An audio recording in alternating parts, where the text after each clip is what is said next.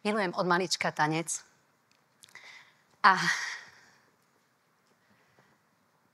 vždy v ňom nájdem kopec slobody a inšpirácie pre moju vec. V pohybe som naozaj celkom živá a je jedno, či je tá hudba tichá alebo divá. Kde sa lámu svety a kde sa lámu pravidlá, tam moja cesta začína. A o nej by som vám aj dneska chcela povedať. Tancu sa venujem s deťmi dospelými už veľa liet. A je to môj naozaj farebný svet. Na druhej strane mám aj druhý život. Mám aj druhé hobby. Je to svet 0 a jedničiek,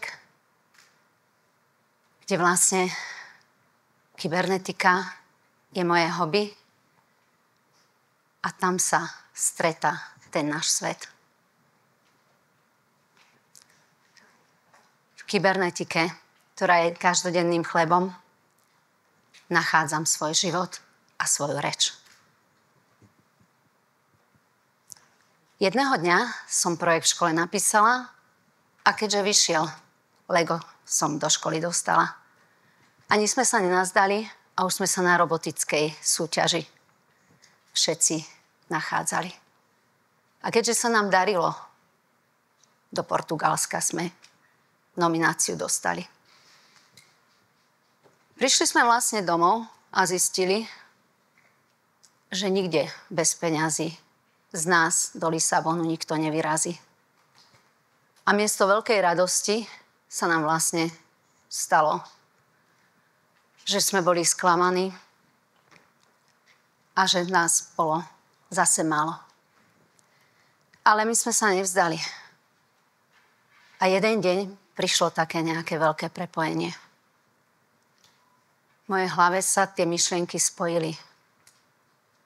Čo tak spojiť robotiku a umenie?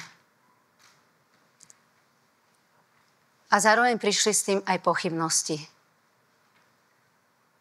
Je to vôbec možné? Dá sa to? Spojiť nespojiteľné? Takéto svety majú vôbec niečo spoločné, tieto deti?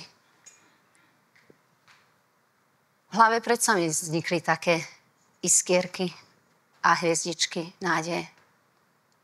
Že by sa predsa niekedy spojili moje dva diametrálne odlišné svety a našli nejaký jeden spoločný koniec. My sme každý deň s Legom pracovali na hodinách, na krúžkoch a vždy sa niečo naučili. Na súťaže sme chodili, výsledky sme robili. Deti, rodičia, aj vedenie školy, všetci sa tešili. Len ja som nebola spokojná. Stále tam niečo chýbalo. A nebolo toho málo. Chcela som s tými deťmi, aby sa to všetko prepojilo. A začala som rozmýšľať. Je možné ten svet matematiky a robotiky a diametrálne odlišného tanca predsa len nejako spojiť? Ako to spraviť, aby som aj ich do toho dostala?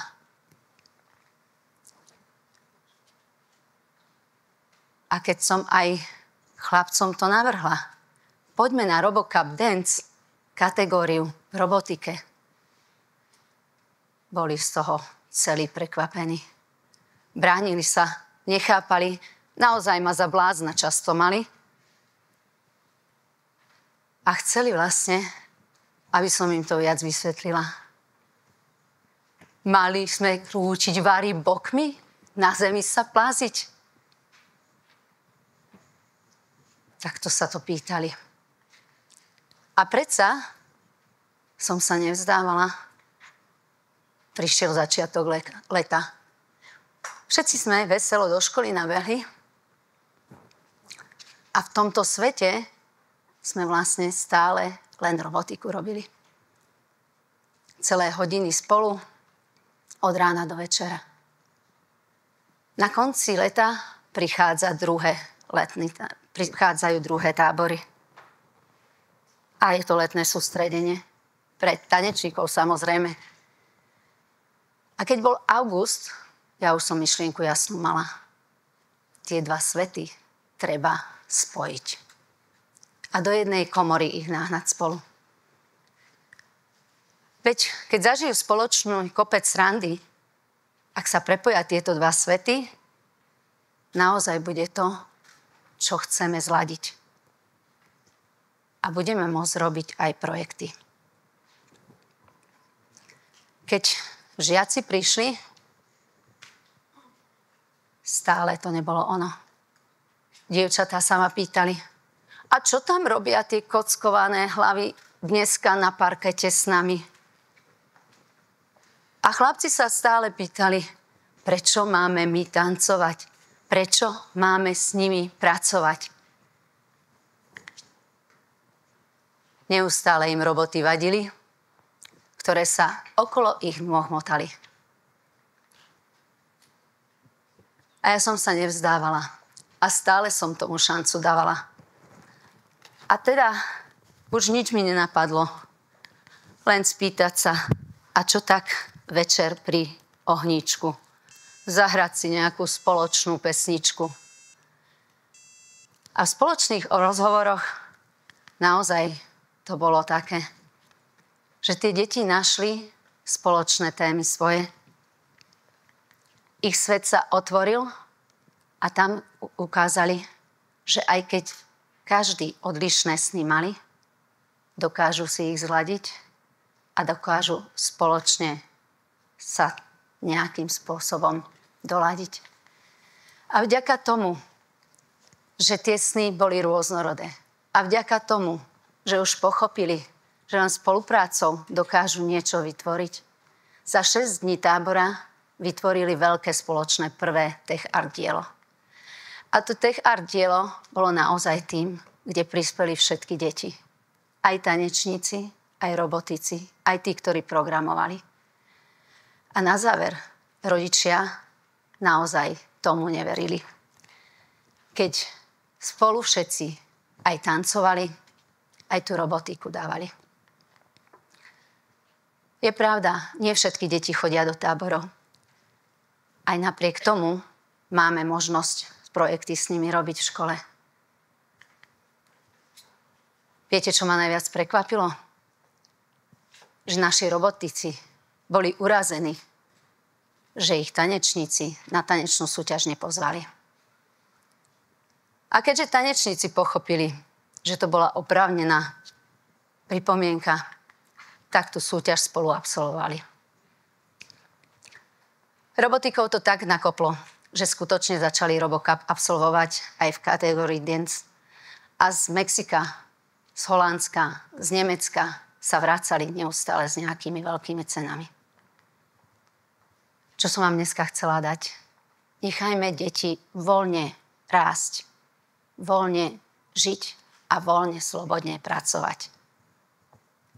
Nedávajme im presné línie, neurčujme im presne, čo majú robiť. Niekedy je fajn im iba dôverovať a nechať byť. Čo keby tak drony naše boli aj tie sny veľké vaše. Tie, ktoré sa splnili, aj tie, ktoré možno cestou sa rozbili.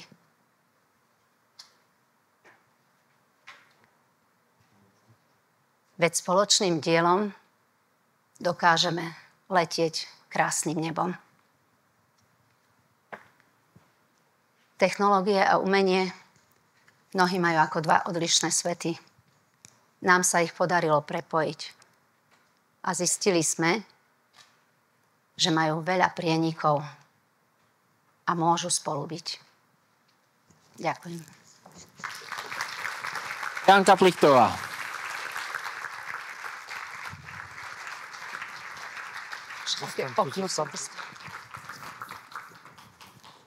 pozerať teraz na vaše zasnívané tváre. Myslím, že Janka dokázala prepojiť tieto dva svety. A tak ako som to uvádzal, niekedy, alebo pre ľudí, ktorí nemajú taký ten vstup a nadhľad práve už len do STEMu, tak už to môže byť komplikované a teraz, keď vám Janka ukáže toto, tak si poviete, že to je iná galaxia nejaká. Každopádne u Janky už len ten súbor talentov, že ja vám len prečítam, že Janka je absolventka teoretickej kybernetiky, hej, aby ste vedeli teda. A pritom rada tancuje. A prepojiť nepropojiteľné je pre ňu asi taká každodenná záležitosť. Každopádne z tých otázok, Jani, čo si tam mala, tak prvá bola veľmi ťažká. Áno, ako dlho trvala príprava na tento výstup tvoj? Ako som povedala, nebolo cieľom to pôvodne vôbec zrímovať. Stalo sa to z nedele na pondelok, keď som si 14. prezentáciu, ani jedna sa mi nepáčila a som povedala, že to tak nechcem mať.